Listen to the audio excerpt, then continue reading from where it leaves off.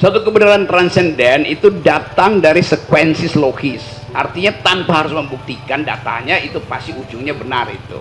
Prinsipnya dalam logika, many times we must reason without knowing whether our facts are true. But we do want our reasoning to be correct. Jadi kendati datanya nggak ada, kalau reasoning kita, nalar kita lurus, pasti kita ketemukan.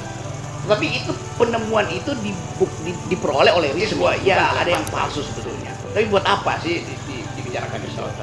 Walaupun memang kalau nggak pernah dibuktikan, tuduhan itu akan berlanjut terus. Kan sayang asumsi itu ada terus kan, Pak Jokowi palsu kan, bahwa jadi kalau Pak Jokowi berpendapat itu dimaksimalkan dan dijamin maksimal di ruang publik. Nah kalau seseorang di ruang publik dihina oleh publik, nggak boleh dikriminalkan.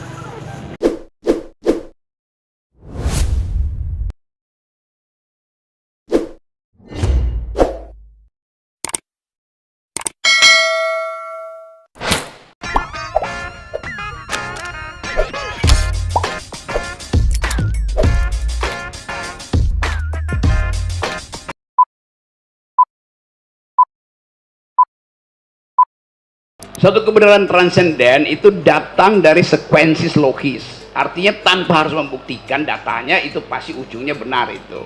Prinsipnya dalam logika, many times we must reason without knowing whether our facts are true.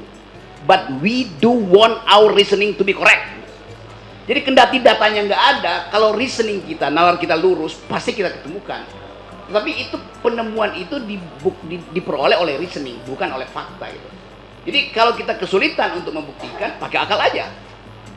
Akal itu bisa dibantah oleh akal juga pada akhirnya.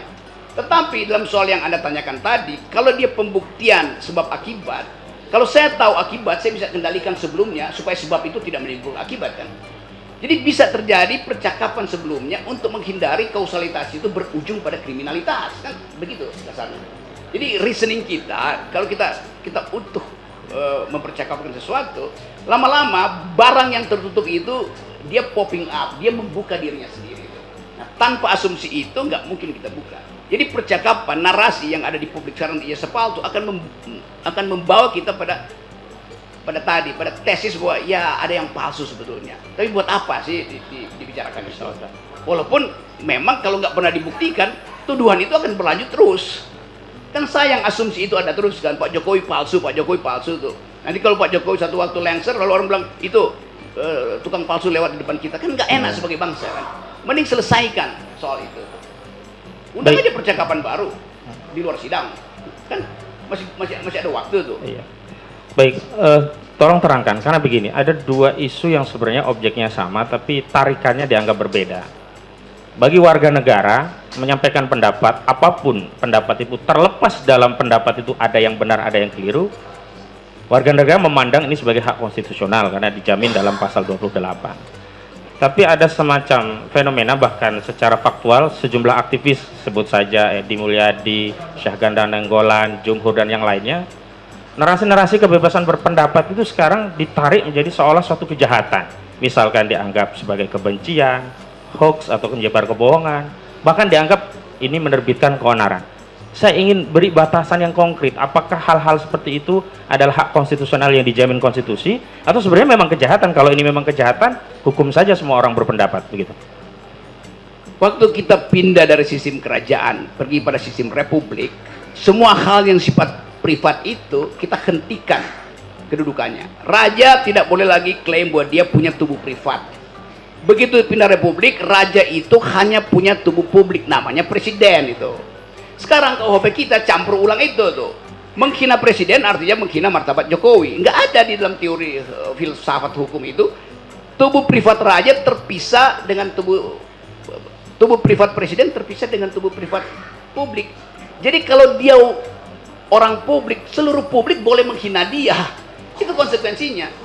Lain kalau dia melekat di dalamnya tubuh privat. Menghina raja artinya menghina pribadi raja. Itu mungkin abad 7 udah hilang itu dalam percakapan.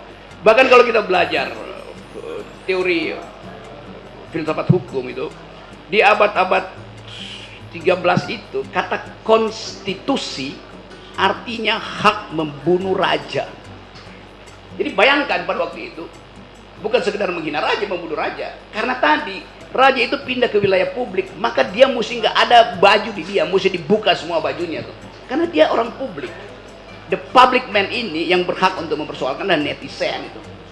Jadi jangan kalau netizen mengkritik itu dianggap sebagai itu pidana. Nggak ada pidana di bila politik. Ini kan soal politik kan. Masa ada pidana politik? Lo politik itu berubah karena perubahan kekuasaan. Nanti ada balas dendam jadinya. Jadi saya mau pastikan bahwa hak berpendapat itu dimaksimalkan dan dijamin maksimal di ruang publik. Nah, kalau seseorang di ruang publik dihina oleh publik, nggak boleh dikriminalkan. Dan itu kebebasan mutlaknya di situ tuh. Anda boleh caci maki seseorang itu, marah bahkan, Anda boleh tiba, mulut Anda itu tiba di depan hidungnya, nggak ada soal. Yang penting jari telunjuk Anda tidak tiba di ujung hidungnya. Begitu Anda sendu, itu artinya Anda menghina otoritas tubuh privatnya, maka Anda kena pidana. Ya, karena itu Presiden siapa kemarin itu Macron dilemparin telur busuk itu nggak biasa saja biasa begitu. aja. George Bush dilemparin sepatu nggak ada delik di situ tuh. Siapa lagi tuh? Donald Trump dihina habis-habisan nggak kena delik. Kan itu konsekuensi jadi orang publik. Kan orang publik nggak boleh tutup-tutup kan. Dia mesti betul-betul ini res publika, ini urusan publik. Jadi nggak boleh ada teori penghinaan terhadap pejabat publik, itu ngaco. Yang bisa terhina itu tubuh privat kita, dignity kita. Pejabat publik nggak punya dignity. Baik. Presiden punya anak. Kapan presiden punya anak? Yang punya anak Pak Jokowi. Jadi kalau menghina anaknya presiden nggak juga, itu nggak masuk akal juga. Jadi nggak mungkin ada yang disebut ini istri presiden, ini anak presiden. Di dalam basa-basi diplomasi iya ini first lady itu. Tetapi secara hukum nggak mungkin presiden punya anak. Karena itu nggak mungkin juga anak presiden punya ayah, kan begitu. Baik.